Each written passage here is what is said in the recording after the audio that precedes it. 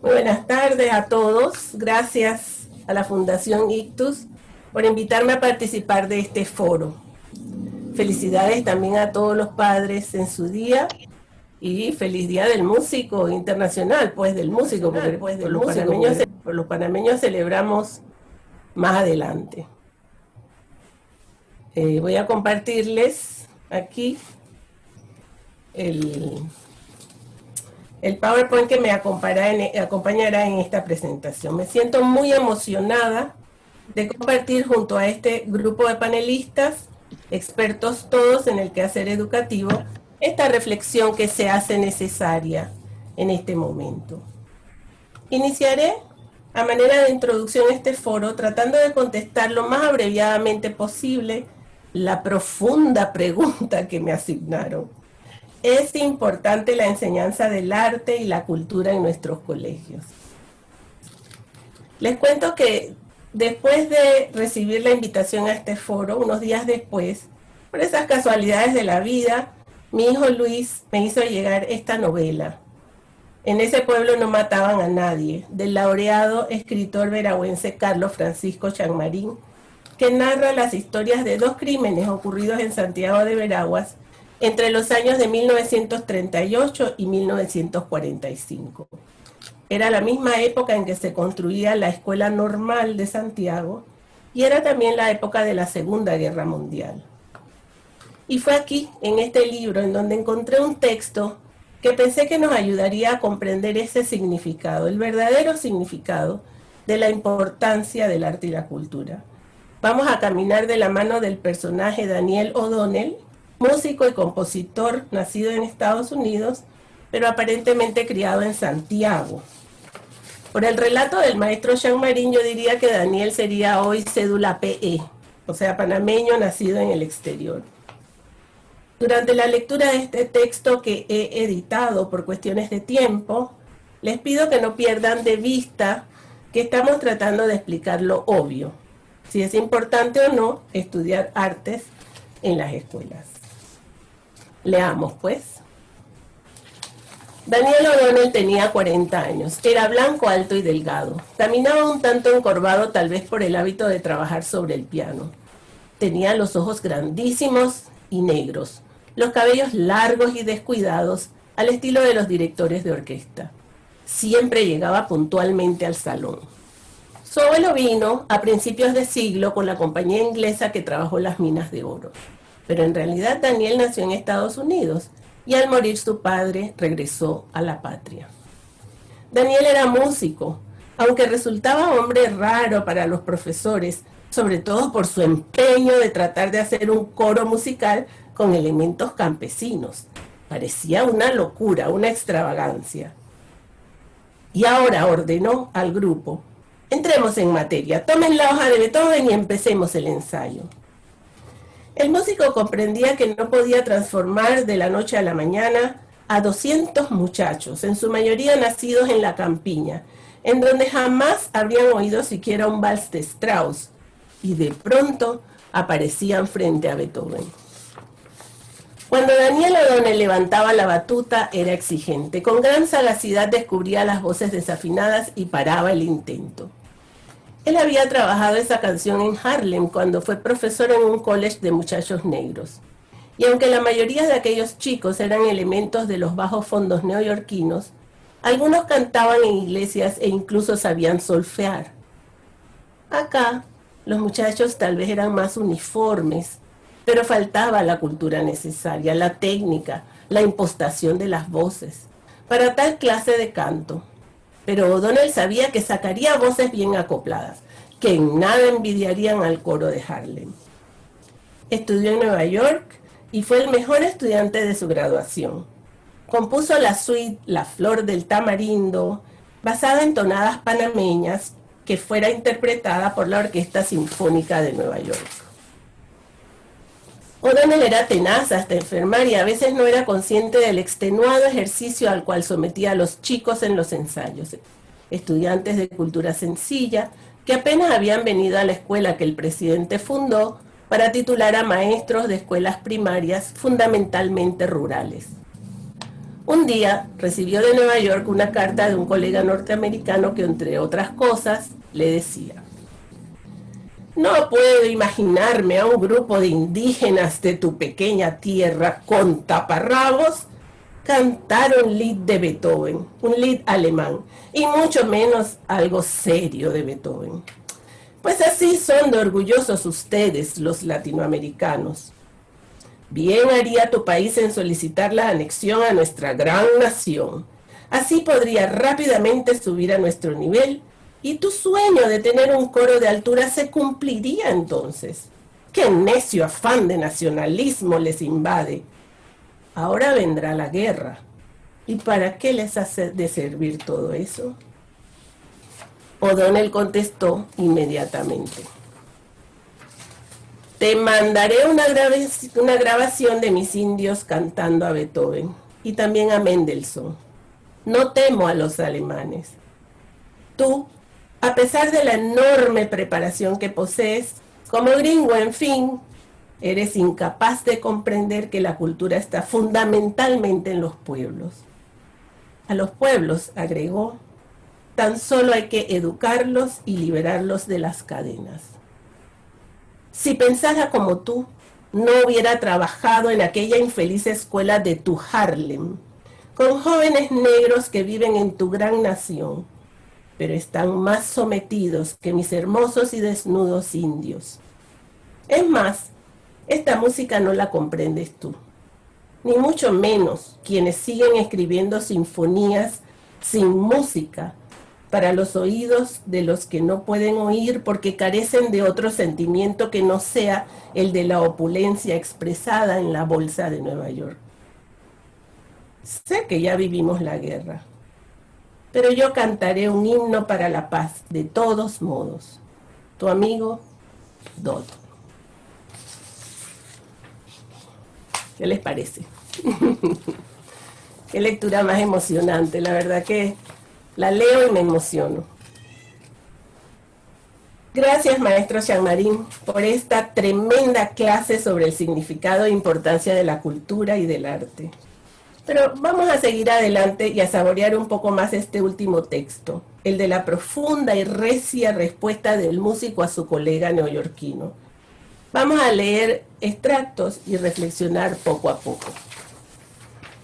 O'Donnell era un hombre auténtico. Es soñador, tenaz y exigente. Es panameño y es extranjero.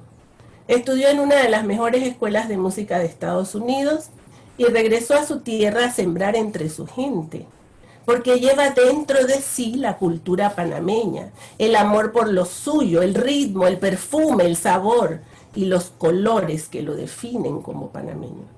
Y como tal defiende lo suyo. La carta inicia así: te mandaré una grabación de mis indios cantando a Beethoven y también a Mendelssohn. No temo a los alemanes. No les teme a los alemanes, ni al gran Bach, ni a Beethoven, ni a Mendelssohn, porque los conoce, porque los ha estudiado, porque son cercanos, aunque también lejanos. La cultura y el arte nos une, rompe las barreras de la distancia y de las diferencias socioeconómicas. Me gustaría contarles que cuando tenía 16 años me tocó dar clases de piano en el conservatorio con un ruso, recién llegado de Rusia. Alexander Sendowski se llamaba. Fue mi maestro por 2 años. Pero Alexander llegó a Panamá y no sabía hablar español. Y yo no sabía hablar ruso. Sin embargo, por mucho tiempo nos comunicamos por medio de la música y por medio de las pocas palabras que la música toma prestado del italiano. La música y el arte rompen las barreras que nos separan. Allí entendí yo que la música era verdaderamente un lenguaje universal. Bueno, la carta continúa. Tú, a pesar de la enorme preparación que posees, eres incapaz de comprender que la cultura está fundamentada en los pueblos. A los pueblos, agregó, tan solo hay que educarlos y liberarlos de las cadenas. Es decir, la cultura no es conocimiento. Fíjense que aquí dice, a pesar de tu enorme preparación. La cultura no es conocimiento. Sí se alimenta del conocimiento. Dice Vargas Llosa en su ensayo, que se los recomiendo leer, La civilización del espectáculo. La cultura puede ser experimento y reflexión, pensamiento y sueño, pasión y poesía, y una revisión crítica constante y profunda de todas las certidumbres, convicciones, teorías y creencias. Pero ella no puede apartarse de la vida real, de la vida verdadera, de la vida vivida. Daniel O'Donnell se encarna hoy en día en cada uno de nosotros los maestros de las artes. Aquí en la foto que tomé prestada para esta diapositiva, celebro y respaldo el trabajo del amigo Germán Pinzón Jiménez, quien se encuentra presente esta tarde, panameño graduado en el exterior, director de orquesta, compositor, director de coros, guitarrista, cantautor, fundador y director del Coro Polifónico Juvenil de Santiago de Veraguas, quien continúa por la senda del personaje que hoy nos ocupa y que creó Chan Marín. Gracias, Germán, por estar esta tarde con nosotros. Vamos ahora a revisar algunos datos internacionales. Vamos a decir que en el 2008 la UNESCO proclama la Declaración Universal de los Derechos Humanos, que establece que la educación debe desarrollar la personalidad humana y el fortalecimiento del respeto a los derechos humanos, las libertades fundamentales y el mantenimiento de la paz, favoreciendo la amistad entre las naciones y todos los grupos étnicos o religiosos. Y Mafalda dice, ¿será que me va a caber todo esto en mi cabeza? La Agenda de Seúl de la UNESCO en el 2010 tomó todos estos objetivos. Están aquí para que los puedan leer. Y hay otra organización de International Council of Music, ICM. Ese consejo fue fundado en 1949, imagínense ustedes. Y ellos diseñaron los 5 derechos de la música. El derecho de los niños y adultos y el derecho de los músicos profesionales, los que realizamos esto como nuestro trabajo de vida. Pero lo que no dicen estos textos es que las artes apelan a nuestros sentidos. En ese gran propósito de la educación, de formar el sujeto, de formar ciudadanos para la vida, el arte desarrolla nuestros sentidos y afina la percepción de nuestro entorno. Es decir, nos sensibiliza. Que si es importante, no es importante. Es vital para la formación, no de artistas, músicos y pintores, no. Es esencial para el desarrollo humano, para la formación ciudadana, para el progreso, para la paz. Y eso lo entendía muy bien el músico, personaje de nuestra historia. Aunque es un personaje ficticio y supuestamente vivía como por la década de los 40, es más real que muchos de nosotros. Él creía en esos objetivos que acabo de leer, tan novedosos que los políticos recién han descubierto. Él hacía que la mejor de la mejor educación musical fuera accesible a sus estudiantes y no se conformaba con resultados mediocres. Tampoco le importaba trabajar con minorías. Creía en el trabajo y ensayaba hasta el cansancio. Pero que no nos quepa la duda de que el compositor también valoraba la música de su pueblo. Ahí está su composición, La Flor del Tamarindo, una suite de tonadas panameñas que había sido interpretada por la Sinfónica de Nueva York. Como dije antes, el arte es universal. Miren, la novela que nos ocupa esta tarde fue publicada en 1981, hace 40 años. Y hoy, después de 40 años, seguimos hablando de intenciones y de palabras muertas. Todo este ideal de la cultura y del arte queda así, en blanco y negro. Y nosotros continuamos atropellando, segregando a grupos étnicos o religiosos. Basta ver el periódico de ayer.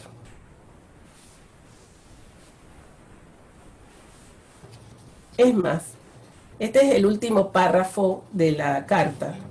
Es más, esta música no la comprendes tú, ni mucho menos quienes siguen escribiendo sinfonías sin música para los oídos de los que no pueden oír porque carecen de otro sentimiento que no sea la opulencia expresada en la bolsa de Nueva York. ¿Qué les parece? Este párrafo se hace tan, pero tan actual en estos días de pandemia. La educación y las ciencias deberían ser el estandarte de nuestra nación, pero no lo son. Porque quienes nos gobiernan creen en eso, en la opulencia y en la apariencia más que en el conocimiento y en el bienestar de los ciudadanos. De esta realidad distorsionada nace peligrosamente lo que hoy llamamos la posverdad, que define la opinión pública carente de pensamiento crítico. Y aquí, bueno, ejemplos de lo que hemos estado viendo todos estos días, todos estos meses ya, de artistas compartiendo su arte, porque creen en eso. Finalmente, Daniel dice, sé que ya vivimos la guerra, y yo cantaré un himno de paz de todos modos. La educación del arte y la cultura se enfrenta en este tiempo de pandemia a profundos cambios. Debemos estar preparados. Los cambios están aquí y ahora, no mañana, es hoy. Daniel tiene lo que llamamos hoy inteligencia emocional, resiliencia. Los panameños también somos fuertes, vivimos hoy en tiempos difíciles, pero estoy segura de que a través de la ciencia y de la educación, el arte y la cultura, pronto cantaremos todos juntos un himno para la paz. Muchas gracias.